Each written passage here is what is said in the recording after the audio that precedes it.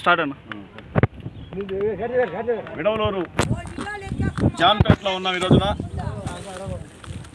గడిచిన ప్రభుత్వంలో చంద్రబాబు నాయుడు గారి సహకారంతో అప్పటి శాసనసభ్యులు ప్రస్తుత మాజీ శాసనసభ్యులు పోలవరెడ్డి శ్రీనివాసరెడ్డి గారి సహకారంతో విడవలూరులోని ఈ మలిదేవి పైన మలిదేవి రీమోడర్నైజేషన్ కోసంగా 89 కోట్ల రూపాయలు శాంక్షన్ చేసి దానికి టెండర్లు కూడా పిలవడం జరిగింది.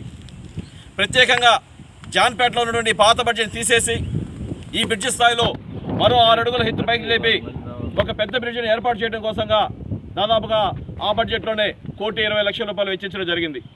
ఈ రోజున ఆ కార్యక్రమం పూర్తయి ఉంటే మలిదేవి రీమోడర్నైజేషన్ వర్క్ని శాంక్షన్ అయ్యి టెండర్లు అయిపోయినటువంటి వర్క్ని గడిచిన 2 సంవత్సరాల కాలంగా ఈ ప్రభుత్వం పూర్తి చేయకపోవడం కారణంగా ఈ బ్రిడ్జి రోజు నిర్మాణం జరగలేకపోయింది.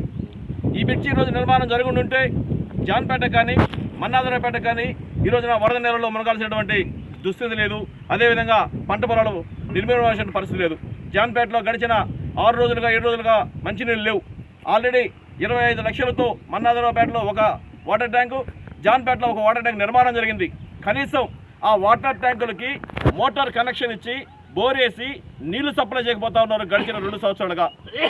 ఈ విషయాలు వెంటనే పరిశీలించి జాన్పేట మన్నాదరపేట ప్రజలకి మంచినీటి వసతి, ఆగిపోయినటువంటి మలిదేవి వర్క్ని వెంటనే నిర్మాణం చేసి ప్రజలను ఆదుకోవాలని చెప్పని ప్రభుత్వాన్ని డిమాండ్ చేస్తూ ఉన్నాం. తెలుగుదేశం పార్టీ నుంచి కరెంటు కూడా గడిచిన 4 రోజుల నుంచి కరెంటు లేదు. ఈ కరెంటు కూడా వెంటనే నిర్మాణం చేయాలని చెప్పని కోరుతా ఉన్నాం. వెంటనే తెలుగుదేశం పార్టీ నుంచి ఎడలూరు మండల తెలుగుదేశం పార్టీ నుంచి ఈ ప్రభుత్వాన్ని డిమాండ్ చేస్తూ ఉన్నాం.